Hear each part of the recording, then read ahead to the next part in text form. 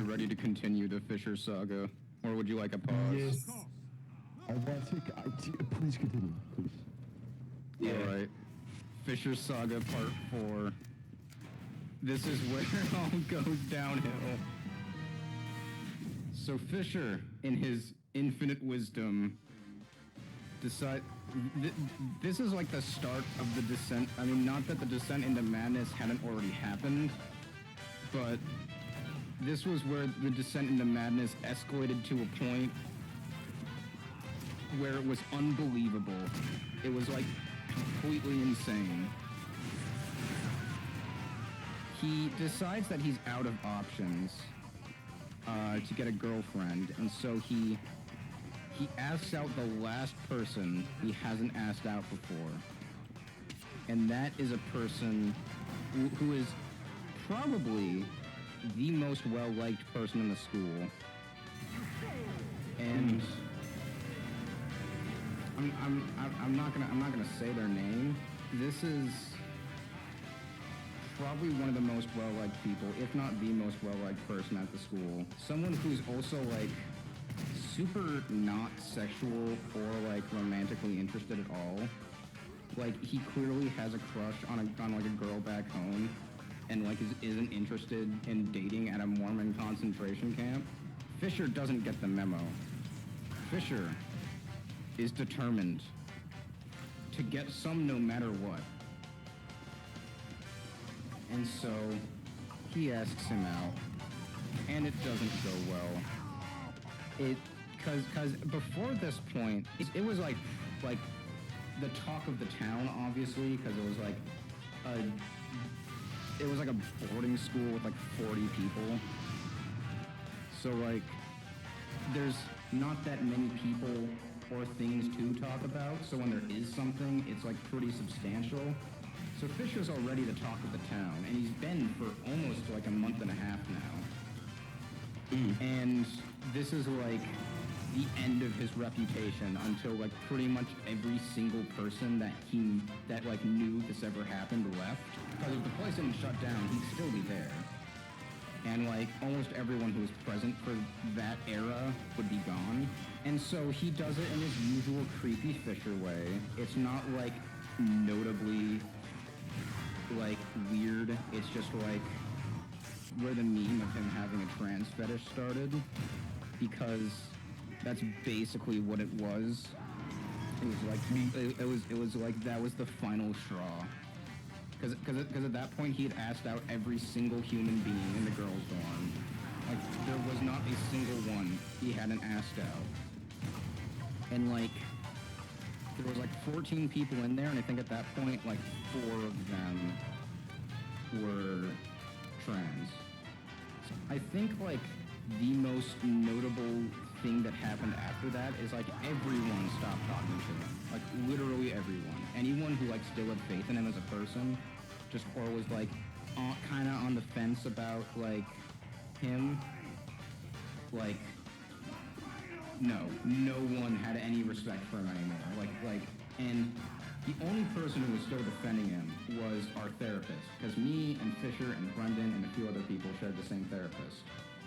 Yeah. And being the sped kid, his side was taken almost all the time. And the conflicts that had arisen from Fisher's antics. Oh look, Lucas is joined. Yo, Penguin, I subscribe to your Twitch. That is so I subscribe to something else. Wait, Twitch? Yes, I'm streaming on Twitch right now. Holy shit, you want the link? Yes, I do, yeah. Wait, you're streaming right now? Yeah, there's the link if you want to look at it. Hey, Twitch, you guys like Ava? Yes or no? Say in chat, do vote. So I'm gonna speed run like the last bit of the saga.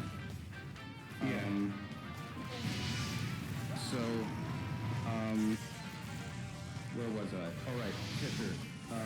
Gets into conflicts with Brendan a lot. Our therapist always takes his side. Brendan gets on a lot of these intervention programs because of it, even though Fisher is the one instigating like 99% of the time. I mean, not that Brendan doesn't antagonize Fisher, but never in a way that results in like those huge incidents. Because there was the grilled cheese week of terror.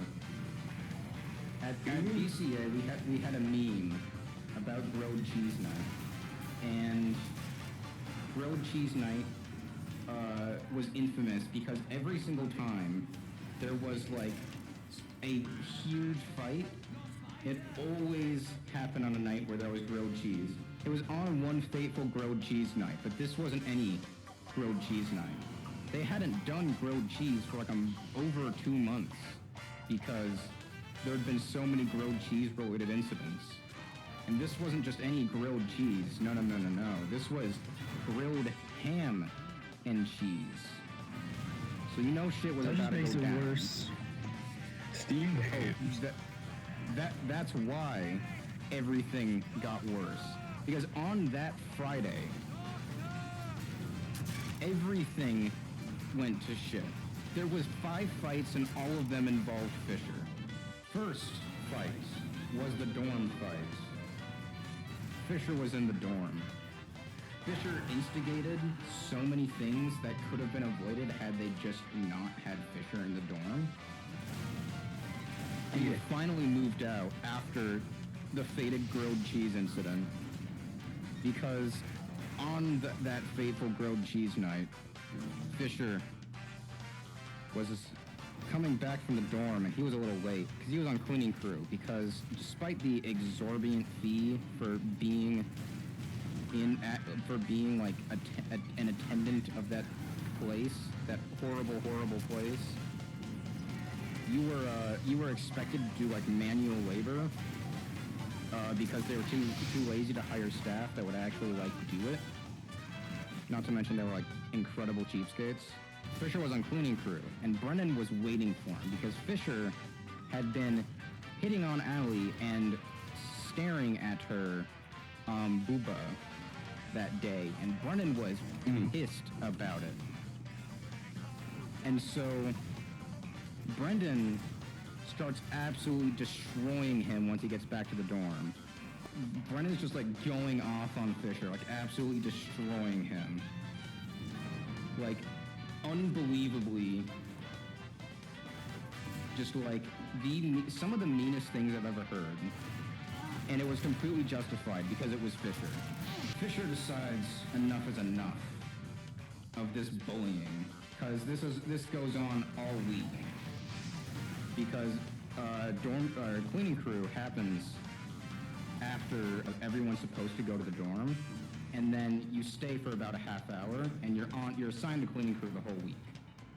And so the entire week while Fisher's on cleaning crew, he just comes back to the dorm, and since the staff are gone and Brendan's angry by that point, he just starts destroying Fisher. And Fisher is so unbelievably angry and fed up that he actually like has a gamer rage moment and starts asking everyone in the dorm to fight him. Like for no reason in particular. Brennan was the only one like dunking on him, but he was like not discriminating in his desire to just like pummel someone. Problem being, if he tried, he probably would have gotten his ass kicked. Anyway, he was just like could not take no for an answer. Like he asked me to fight him like 6 times. But he didn't want to actually fight. He wanted to play this game that he invented called 60 Seconds where you just wail on each other for a full minute. And then after that, it's like no hard feelings, no continuation. It's just like, it's just like mutual abuse basically, but like on a timer. So Fisher is doing his thing, you know, asking everyone to fight him. Finally, he asks Brendan if they can settle the fight that they had the other day. And you know it's getting real. Because it's a grilled cheese night, baby. Yes. And so Brendan, instead of like fighting him, just escalates the bullying. Like goes off on him for asking out guys. goes off on him for like just not being able to acquire a single bitch. Just like destroys him for anything and everything that he could think of, and there was absolutely no limits. And so Fisher is like balling his fists and literally crying in rage. And so Brendan, in his infinite wisdom, decides that this is the perfect moment. And so he like jumps out of his chair, and Fisher immediately goes into like this like really weird defensive stance where like he's squaring up, but his like his fists are like over his head. So like he's blocking his face with his elbows. So Fisher has once again engaged and What a fucking name. and this time it's getting real because there's no one to stop the fight this time. Because staff are gone, there's no one in the room to stop it because it's just me, Brendan, Fisher, and this kid named Evan Foos, who was like the biggest meme lord I've ever met, and also like one of the funniest people I've ever met. He was hiding something in his fish tank that he would not tell anyone about because he said he would die of embarrassment if anyone found out. Still don't know what that is, but I'm convinced it killed him because since BCA shut down, I haven't actually heard from him at all. Anyway, it's just me and Evan and Brendan and Fisher. And since Brendan and Fisher are going to be duking it out, and I'm reading one of my D&D books, like, no one's going to be stopping this, because Evan's just going to laugh his ass off the whole time. Brendan decides that it's time. And so he taunts Fisher like a World of Warcraft provoke.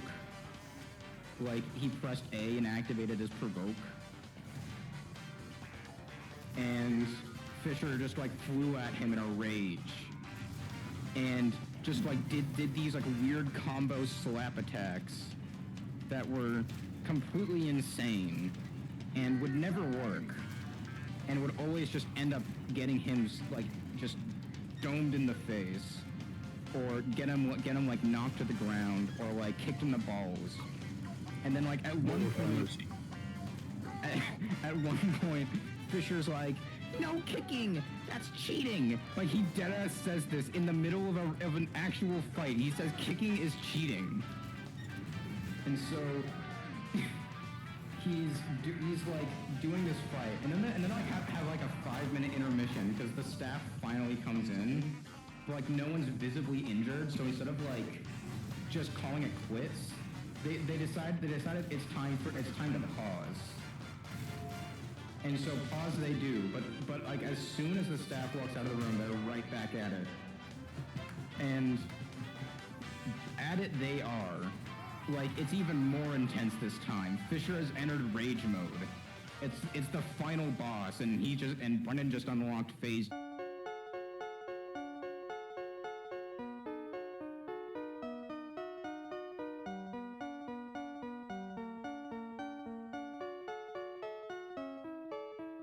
Two. Fisher goes in for his final attack. And then he just gets like punched in the face. Like the hardest hit of the entire fight because he tried to do like this huge wind-up punch like he was in JoJo's Bizarre Adventure, and then it just like completely backfired on him, and so like his nose is like gushing blood. And he just spits. He's like, his mouth is full of blood, and he just spits on Brendan, and then he spits on the floor. And Brendan's like enraged because he just spit blood on him, and not just any blood, Fisher blood. Brendan now has the poisoned effect, so he's on a timer. Like he's got to finish this quick. And Fisher, seizing his opportunity, starts bawling his eyes out. He's like, I'm done, no more, stop it, leave me alone, stop it! And, you know, Brendan is like, I mean, he's been in fights before, but he's like not the greatest fighter in the world, so like Fisher's, you know, got a black eye and stuff. Brendan's not injured at all, so it just looks like Brendan beat the shit out of Fisher for no reason. So you can see how this would look really bad on Brendan. Thankfully, the staff that walked in is none other than Todd the God. And so now that the entertainment for the night's finally over, we just have to listen to Todd giving this 45-minute speech on why they have to be more mature next time. And if only that was where it was over, because it wasn't. It wasn't over yet. There was still the concert. We had a band at the school. They played in a concert. It was pretty cool. And I'm just gonna speed run these last fights because they're not very eventful before I get to like the final battle with like an unsuspecting hero. So there's Carlos v. Fisher. Carlos just starts roasting. Carlos is Marcos's friend. So coincidentally, Marcos and Carlos ended up at the same therapeutic boarding school. They knew each other in kindergarten and were both from North Carolina, but like kind of like never talked to each other after that. Ended up in the same therapeutic boarding school. Instantly hit it off. Like we're best buds. So Carlos and Marcos were just like absolutely hitting it off. And you know, Fisher hit on Marcos's girl, and Carlos decided that was not allowed. And so he just starts roasting Fisher, like absolutely destroying him. And Fisher's like trying to play cool, like look cool in front of the girls. It's not working. He's just getting progressively more angry and keeps making a fool out of himself. And it gets to the point where Fisher is like rage crying again. Like he goes from like this like Patrick Bateman phase to just like this absolute rage crying. Just like flips out, tries to attack Carlos. Carlos bops him in the nose once, and then Fisher gets restrained by this fat autist named Julian. And then that was the end of that fight. And then there was the concert fight. And by the concert fight, I mean both of them. Because Fisher, for some reason, at the beginning of the concert, decided to start a fight, and then he wasn't like removed from it. So they just let him stay, and then he tried to start another one. Both were speedrun fights, and both played out pretty much the exact same way, except one was with Carlos and one was with Brendan. Carlos starts, and this is the same day as Fisher v. Carlos episode 1. So Fisher v. Carlos episode 2. Carlos is just dunking on Fisher as per usual, you know, nothing out of the norm. Fisher just like gets the jump on him this time and just socks him in the face, like out of nowhere. Just like socks him in the face. First real punch Fisher has ever gotten off on like another human being. So like this is a huge accomplishment. Naturally, he gets his teeth knocked in a little bit, and then he gets restrained by Julian again. And then the second, literally, his nickname was King Julian. He did move pretty well. So King Julian restrained him again. And then here's Fisher fight. V3. This time with Brendan again. Actually, it's Fisher fight V4. And then V5 comes next. And it's the final battle. Well, technically not the final battle, but the final major battle. The second concert fight is literally the same scenario as the first, except Fisher gets restrained by Reese, which is like a virtue signaling, like narcissistic asshole that nobody likes. And it's instigated by Brendan instead of Carlos this time. Because, you know, Brendan literally just called him a shower shitter. Like that was the #1 way to get him angry, and it worked so well. And then the final battle, which was Fisher v. Carlos, episode 3. Carlos decided he had enough of Fisher. So much so that this time Carlos went on the offensive. And it was it had disastrous results. Fisher walked into the bathroom. Thing about BCA bathrooms, they're locked. A staff has to let you in. But you can very easily follow someone in, because after you go into the bathroom, staff just stops washing. They don't care what happens after that. They just want to know that they unlocked the door for you. So Carlos just kind of follows. Fisher doesn't know what's about to come for him. Carlos is just standing there waiting for Fisher to turn around. Fisher turns his head. He sees Carlos standing there. He knows what's about to happen. He barely has time to pull up his pants before he gets into a defensive stance. Carlos does not wait.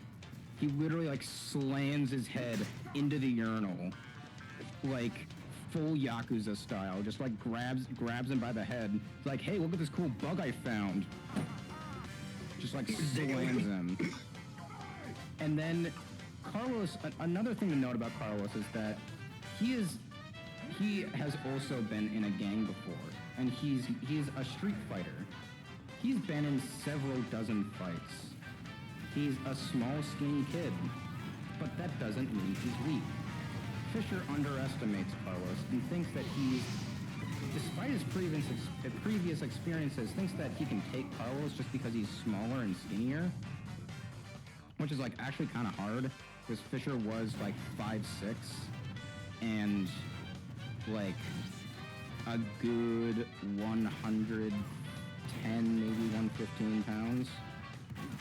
So like being smaller than him already puts you at a disadvantage in almost any fight, because you're just tiny at that point. You're like a little monkey baby. And Carlos is like 5'2", like 95 pounds. So he is absolutely tiny. But that does not stop him, because, you know, street fighting led to him developing this really weird technique that lets him throw all of his weight forward into like his punches. So you've got this little kid, and he's just like leaning backwards for some reason, and then he socks you, and it knocks you off the ground. Like, Carlos just starts wailing on Fisher, like like destroying him. To the point where Fisher like actually like tries to run out of the bathroom, like is in a full route. He's retreating, and it just doesn't stop him. Carlos just grabs him by the ass, throws him back into the bathroom, does some more Yakuza, like just pummeling to him, and then decides he's done. And Fisher just doesn't talk about it, because he knows that if he says anything, it'll just happen again. And that was the finale of Fisher v. Carlos. That's not the end of all the Fisher stories, but that is like the meat of the major saga. All the other stories are like disconnected bits and pieces. Yeah. But that was the finale to the great Fisher arc. Remember when the story was about shower shooting? Yeah, that started as a story about shower shooting. That's really weird.